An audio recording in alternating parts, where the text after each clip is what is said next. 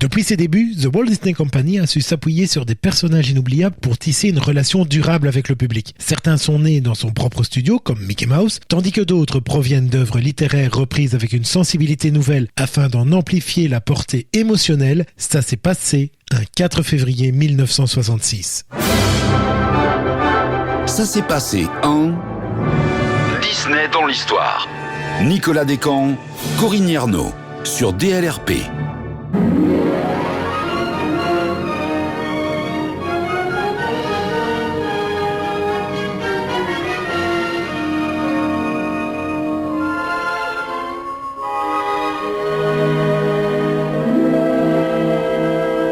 Bonjour Corinne, parmi ces personnages nous venant de la littérature, peu ont connu un destin aussi universel et durable que Winnie l'ourson. Bonjour Nicolas, 4 février 1966. L'ourson de la forêt des Cent-Acres, créé par Alan Alexander Milne et illustré par Ernest Howard Shepard, débarque sur les écrans. Et lorsque Disney décide d'en faire un film, son objectif n'est pas simplement de produire un nouveau court-métrage, mais de capturer une certaine atmosphère, celle de l'enfance douce, contemplative, où les petites aventures du quotidien prennent une valeur profonde. La sortie en 1966 de Winnie l'ourson et l'arbre à miel marque donc la naissance de la version Disney de cet univers. Un univers qui sera appelé à devenir l'une des franchises les plus prolifiques et les plus aimées des studios. Alors pour mieux comprendre le personnage, il est sans doute bon de savoir d'où il vient. Effectivement, pour comprendre l'importance de ce premier film, il faut remonter au début littéraire de Winnie the Pooh. L'ourson a donc été créé par Alan Alexander Milne dans les années 20 et le personnage apparaît d'abord dans un poème avant d'intégrer 2 recueils narratifs, Winnie the Pooh en 1926 et The House of the Pooh Corner en 1928. Ces ouvrages, il les a écrits pour son fils, Christopher Robin, en s'inspirant de ses jouets, dont un ours en peluche qui est devenu le légendaire Winnie. Il a alors créé un monde miniature, sans péril véritable, où chaque personnage incarne un trait de caractère universel. La douceur curieuse de Winnie, l'anxiété tendre de Porcinet, la sagesse alambiquée de Hibou, la mélancolie profonde de Bourriquet et bien sûr l'énergie débordante de Tigrou. Et tout ce mélange nous donne de bien jolies histoires.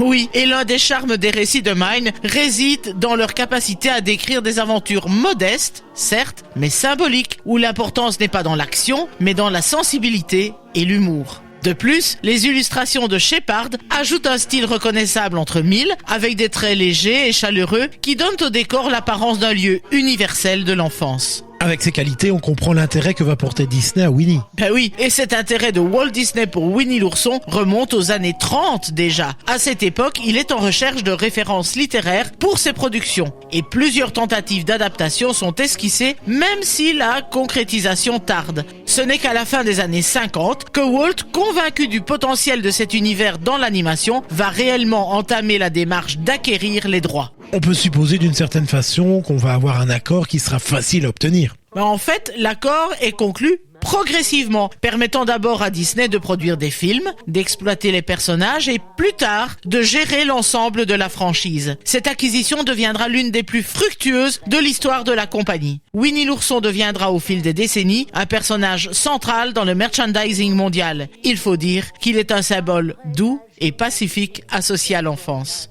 Alors, les droits sont acquis, la production d'un film peut commencer, et pourtant, Walt ne va pas se lancer dans un long métrage. C'est vrai, lorsque la décision est prise d'adapter Winnie the Pooh au cinéma, le studio choisit de procéder par étapes. Plutôt que de produire immédiatement un long métrage, Walt Disney préfère commencer par un court métrage pour 2 raisons. D'abord, c'est un format parfaitement maîtrisé. Et puis, cela permettra de jauger la réception du public. Et nous sommes à cette fameuse époque des grands animateurs chez Disney. Qui sera chargé de ce petit ourson ? Eh bien, le projet est confié à Wolfgang Reitermann, l'un des animateurs clés du studio, reconnu pour son sens du rythme, son humour visuel et son expérience sur des œuvres comme Les 101 Dalmatiens ou Le Livre de la Jungle. Reitermann comprend très vite que la force de Winnie réside moins dans l'action que dans les interactions entre les personnages, leur personnalité marquée et leur univers cohérent. Le scénario est donc conçu de manière à adapter fidèlement les chapitres de Milne, tout en relevant le défi de donner un souffle cinématographique à un récit littéraire. Bon, tu parles de l'adaptation des histoires de Mile. Lesquelles seront choisies pour ce premier film? Bien, le choix va se porter principalement sur les 2 premiers chapitres du livre de 1926, centré sur la gourmandise irrépressible de Winnie pour le miel. On y découvre l'ourson tentant d'extraire du miel d'un arbre, hélas, rempli d'abeilles. Il escalade le tronc, se déguise en nuage, et puis tente d'utiliser un ballon bleu, autant de tentatives donnant lieu à des situations comiques. Les scénaristes vont ajouter des passages secondaires, tirés d'autres chapitres, tels que la perte de la queue de bourriquet. Le résultat sera un récit équilibré, permettant la découverte d'une large galerie de personnages. Alors, tu nous as dit que les récits de Mile étaient illustrés. Il existait donc déjà un univers visuel à ces histoires. Disney va-t-il le conserver? Effectivement, sur le plan visuel, l'équipe d'animation doit relever ce défi, respecter l'esprit des illustrations de Shepard,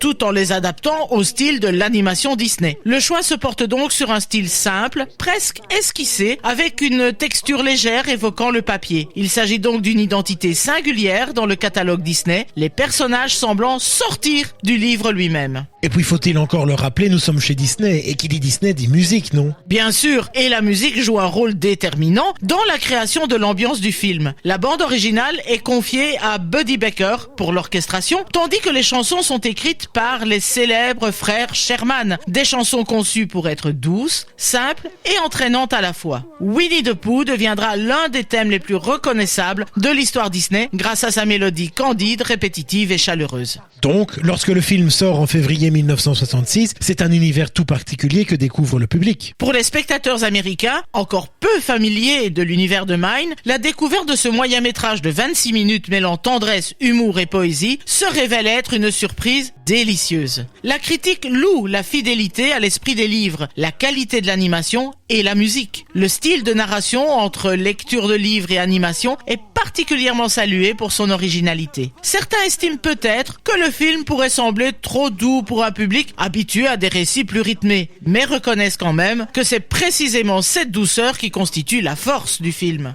Bon, tu nous l'as dit, c'est un véritable succès, on peut espérer d'une certaine manière qu'il y aura une suite. C'est donc le succès du film qui va encourager les studios à poursuivre l'exploration de cet univers. 2 autres moyens-métrages voient le jour, Winnie l'ourson dans le vent en 1968, qui remporte d'ailleurs l'Oscar du meilleur court-métrage d'animation, et Winnie l'ourson et Tigrou en 1974. Et les 3 films seront compilés en 1977 dans un long métrage, The Many Adventures of Winnie the Pooh, offrant une œuvre cohérente et continue qui deviendra un classique familial diffusé pendant des décennies dans le monde entier. On va quand même rappeler un petit détail, ce film sort en 1966 et c'est une année qui verra disparaître le maître des lieux Walt Disney.